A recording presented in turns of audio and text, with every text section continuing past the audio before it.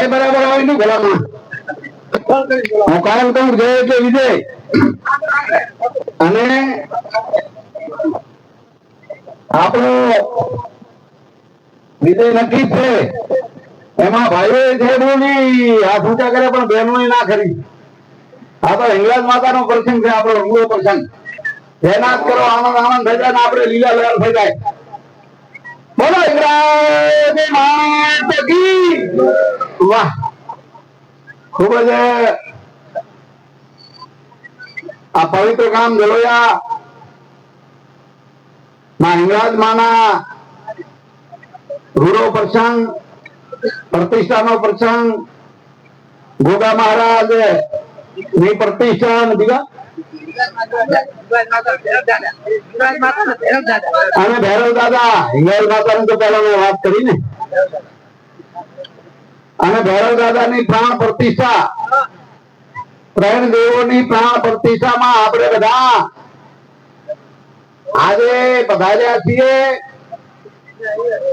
અહીંયા આપણી વચ્ચે બનાસકાંઠાના બેન અને સાંસદ આપણા આદરણીય ગામ ધરોયા ગામ માં પાવન અવસરે આપણે બધા તમે અમે મળ્યા છીએ. એક બાજુમાં નરેશ્વરી સવારે અમે જઈને ત્યાં દર્શન કરી, 0 પોઈન્ટ જઈ અને અમદાવાદ થી ડોક્ટરો આવ્યા હતા, એમને પણ શુભકામનાઓ પાઠવી. અને ધૂળેટીનો આજે પર્વ છે એટલે આપણે પણ માને પ્રાર્થના કરીએ કે હે માં અમારામાં નવા રંગ તો ભરજે. અને અમારે જે આ બોર્ડર નો વિસ્તાર છે, છેવાડાનો વિસ્તાર છે, એનો રખોપું કરજે. એટલે ખૂબ આનંદની વાત છે. વધારે સમય નહીં લેતા આગળ જવાનું છે. પણ આપણે બધા એક નક્કી રાખવાનું કે નીતિમત્તા હંમેશા આગળ આવે છે. ભલામણા જિંદગીમાં એવા કામ કરીએ કે બા આપણાથી 24 કલાક રાજી રહે, માને રાજીપો થાય. આપણે એવા કામ કરવાના છે. અને આપણામાં જે મનુષ્ય મળ્યો છે એવો મોભો મનુષ્ય મળ્યો. એટલે આપણામાં જે કાંઈ નાના મોટા વેશનો હોય એ આજે આપણી પાસે સુંદર અવસર છે, મારા ચરણોમાં આપી દઈએ.